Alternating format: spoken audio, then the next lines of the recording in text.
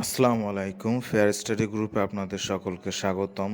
এই গ্রুপে আমরা বিসিএস এবং ব্যাংকের খুবই গুরুত্বপূর্ণ টপিক নিয়ে আলোচনা করে থাকি। আজকে আমরা বাংলা সাহিত্যের উপন্যাস এবং নাটক নিয়ে আলোচনা করব। এখানে খুবই গুরুত্বপূর্ণ অনেকগুলি নাটক এবং উপন্যাস দেয়া হলো।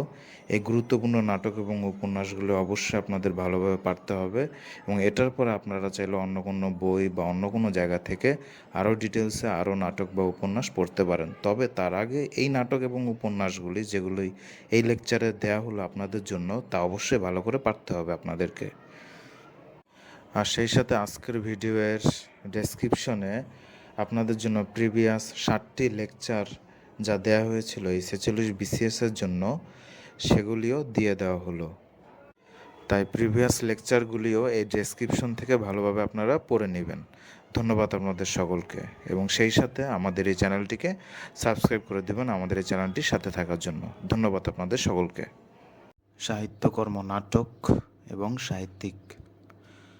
মাইকেল মধুসূদন দত্ত বাংলা সাহিত্যের প্রথম সার্থক নাটক লিখেন, যার নাম হচ্ছে শর্মিষ্ঠা। এটা 1858 সালে রচনা করেন।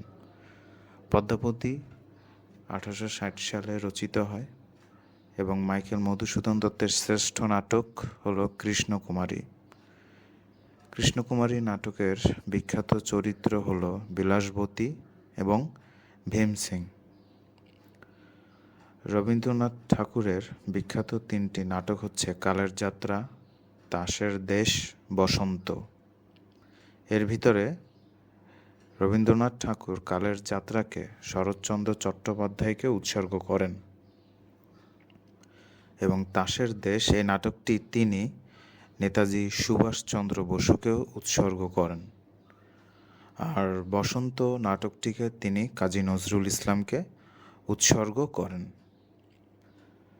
কবি জসিমউদ্দিনের বিখ্যাত 2টি নাটক হচ্ছে গ্রামের মায়া, বেদের মেয়ে। আলাউদ্দিন আল আজাদের মুক্তিযুদ্ধ ভিত্তিক নাটক হচ্ছে নরকে লাল গোলাপ। এটা বিসিএস এবং ব্যাংক এবং বিভিন্ন পরীক্ষাতে অনেকবার আসছিল। বিজন ভট্টাচার্যের নাটক হচ্ছে নবান্ন। রামনারায়ণ তর্করত্নের বিখ্যাত নাটক হচ্ছে কুলিনকুল সর্বস্ব। আনিস চৌধুরী এর নাটক হচ্ছে মানচিত্র। মমতাজ উদ্দিন আহমেদের মুক্তিযুদ্ধ ভিত্তিক নাটক হচ্ছে 4টি গুরুত্বপূর্ণ নাটক আছে মুক্তিযুদ্ধ ভিত্তিক: স্বাধীনতা আমার স্বাধীনতা, বর্ণচোর, কি চাহো শঙ্খচিল, বকুলপুরের স্বাধীনতা। সেলিম আদ-দ্বীন তিনি একজন বিখ্যাত নাট্যকার। তার বিখ্যাত 3টি নাটক হচ্ছে চাকা, হাত হদাই, মুনতাসির ফ্যান্টাসি। নুরুল মোমেনের বিখ্যাত নাটক হচ্ছে নেমেসিস। নুরুল মোমেন নেমেসিস নাটকটি লিখেছেন, এটা অনেকবার বিসিএস এবং ব্যাংক পরীক্ষাগুলোতে এসেছিল। দ্বিজেন্দ্রলাল রায়ের বিখ্যাত 2টি নাটক হচ্ছে শাহজাহান, নূরজাহান। সৈয়দ শামসুল হকের বিখ্যাত মুক্তিযুদ্ধভিত্তিক নাটক হচ্ছে পায়ের আওয়াজ পাওয়া যায়। দীনবন্ধু মিত্রের বিখ্যাত নাটক হচ্ছে নীলদর্পণ, যা 1860 সালে প্রকাশিত হয় এবং ঢাকা থেকে প্রকাশিত প্রথম গ্রন্থ বা নাটক হচ্ছে এই নীলদর্পণ।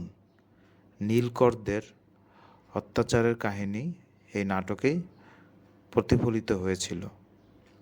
মনির চৌধুরীর বিখ্যাত নাটক হচ্ছে রক্তাক্ত প্রান্তর।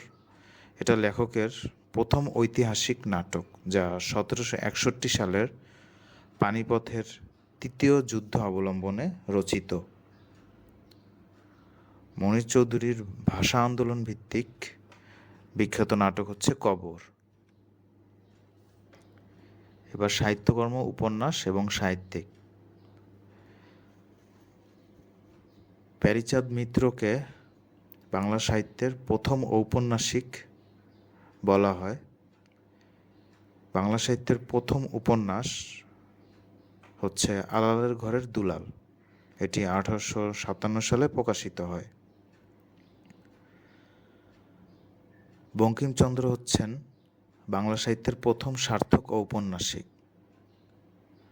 এবং তার প্রথম সার্থক উপন্যাস হচ্ছে দুর্গেশ নন্দিনী। দুর্গেশ নন্দিনী শব্দটির অর্থ হচ্ছে দুর্গ প্রধানের মেয়ে। আর দুর্গেশ নন্দিনী এই উপন্যাসটি প্রকাশিত হয় 1865 সালে। তাছাড়া বাংলা সাহিত্যের প্রথম রোমান্টিক উপন্যাস হচ্ছে কপালকুণ্ডলা। কৃষ্ণকান্তের উইল, এটাও বঙ্কিমচন্দ্র চট্টোপাধ্যায়ের খুব গুরুত্বপূর্ণ একটি উপন্যাস এবং কৃষ্ণকান্তের উইলকে বলা হয় বঙ্কিমচন্দ্র চট্টোপাধ্যায়ের সর্বশ্রেষ্ঠ উপন্যাস। এই উপন্যাসের বিখ্যাত দুটি চরিত্র হলো রোহিণী ও গোবিন্দলাল। বিষবৃক্ষ এই উপন্যাসের গুরুত্বপূর্ণ একটি চরিত্র হচ্ছে কুন্দন নন্দিনী। সীতারাম, এটাও বঙ্কিমচন্দ্র চট্টোপাধ্যায়ের একটি উপন্যাস। রবীন্দ্রনাথ ঠাকুর তিনি 12টি উপন্যাস লিখেছেন। তার ভিতরে খুবই গুরুত্বপূর্ণ 6টি উপন্যাস সেখানে দেওয়া হলো। রবীন্দ্রনাথ ঠাকুরের প্রথম উপন্যাস হচ্ছে বউ ঠাকুরানীর হাট। এটি কবির প্রথম উপন্যাস। শেষের কবিতা, এটিও রবীন্দ্রনাথ ঠাকুরের একটি উপন্যাস। এটা অনেকগুলা পরীক্ষাতে আসছেন যে নিচের কোনটি উপন্যাস। তা শেষের কবিতা নাম দেখে অনেকে ভাবে যে এটা হলো কবিতা বা কোনো কাব্যগ্রন্থ, কিন্তু শেষের কবিতা এটা একটা উপন্যাস এবং এটা রবীন্দ্রনাথ ঠাকুরের একটি উপন্যাস। এই উপন্যাসের বিখ্যাত দুটি চরিত্র হলো শোভনলাল এবং অমিত। গোরা, এটিও রবীন্দ্রনাথ ঠাকুরের রাজনৈতিক একটি উপন্যাস। যোগাযোগ উপন্যাসে বিখ্যাত দুটি চরিত্র হলো মধুসূদন এবং কুমুদিনী। চোখের বালি, এটি বাংলা সাহিত্যের প্রথম মনস্তাত্ত্বিক উপন্যাস। ঘরে বাইরে, এটা স্বদেশী আন্দোলনকে কেন্দ্র করে এই উপন্যাসটা রবীন্দ্রনাথ ঠাকুর লিখেছিলেন। এই ঘরে বাইরে উপন্যাসের বিখ্যাত দুটি চরিত্র হলো বিমলা এবং নিখিলেশ। এখন মুক্তিযুদ্ধ ভিত্তিক উপন্যাস এবং সাহিত্যিক, প্রত্যেকবার বিসিএসে 2-3টা করে মুক্তিযুদ্ধ ভিত্তিক উপন্যাস এবং সাহিত্যিকের থেকে অবজেক্টিভ আসে। রশিদ হায়দারের বিখ্যাত দুটি মুক্তিযুদ্ধ ভিত্তিক উপন্যাস হচ্ছে খাঁচায়, আর এটি হচ্ছে 1971 ভয়াবহ অভিজ্ঞতা। আহমদ ছফা এর বিখ্যাত একটি মুক্তিযুদ্ধ ভিত্তিক উপন্যাস হচ্ছে আলী কেনানের উত্থান পতন। মাহমুদুল হকের বিখ্যাত মুক্তিযুদ্ধ ভিত্তিক উপন্যাস হচ্ছে জীবন আমার বোন। ইমদাদুল হক মিলনের বিখ্যাত দুটি মুক্তিযুদ্ধ ভিত্তিক উপন্যাস হচ্ছে মহাযুদ্ধ, কালো ঘোড়া। আনিসুল হকের বিখ্যাত একটি উপন্যাস হলো মুক্তিযুদ্ধ ভিত্তিক উপন্যাস হলো মা। আল মাহমুদের মুক্তিযুদ্ধ ভিত্তিক উপন্যাস হলো উপমহাদেশ। সেলিনা হোসেনের বিখ্যাত মুক্তিযুদ্ধ ভিত্তিক দুটি উপন্যাস হলো যুদ্ধ এবং হাঙর নদী গ্রেনেড। হাঙর নদী গ্রেনেড এই মুক্তিযুদ্ধ ভিত্তিক উপন্যাসটিকে চলচ্চিত্রে রূপান্তরিত করা হয়েছিল, অর্থাৎ চলচ্চিত্রায়ন হয়েছিল।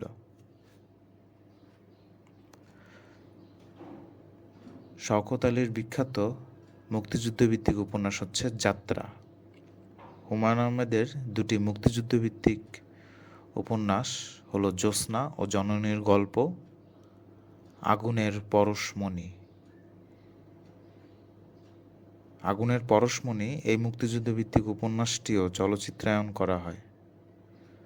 সৈয়দ শামসুল হকের মুক্তিযুদ্ধ ভিত্তিক দুটি উপন্যাস হলো নীল দংশন, নিষিদ্ধ লৌবান। তারাশঙ্কর বন্দ্যোপাধ্যায়ের মুক্তিযুদ্ধ ভিত্তিক উপন্যাস হলো একটি কালো মেয়ের কথা। রাবেয়া খাতুনের একটি মুক্তিযুদ্ধ ভিত্তিক উপন্যাস হলো ফেরারির সূর্য। আনোয়ার পাশা এর মুক্তিযুদ্ধ ভিত্তিক উপন্যাস হলো রাইফেল রোটি আওরাত। শওকত ওসমানের দুটি মুক্তিযুদ্ধ ভিত্তিক উপন্যাস হলো জাহান্নাম হইতে বিদায়, নেকড়ে অরণ্য। নেকড়ে অরণ্য এই মুক্তিযুদ্ধভিত্তিক উপন্যাসটি ৭১-এর মুক্তিযুদ্ধে সম্ভ্রম হারানো মা বোনের কাহিনী নিয়ে রচিত হয়েছিল। আপনারা অবশ্যই আজকের লেকচারটি এবং সেই সাথে প্রিভিয়াস যেই 7টি লেকচার এই ভিডিও লিঙ্কের ডেসক্রিপশনে দিয়ে দেওয়া আছে সেগুলোও ভালো করে পড়ে ফেলবেন। ধন্যবাদ আপনাদের সকলকে এবং সেই সাথে আমাদের এই চ্যানেলটিকে অবশ্যই সাবস্ক্রাইব করে দিবেন। ধন্যবাদ আপনাদের সকলকে।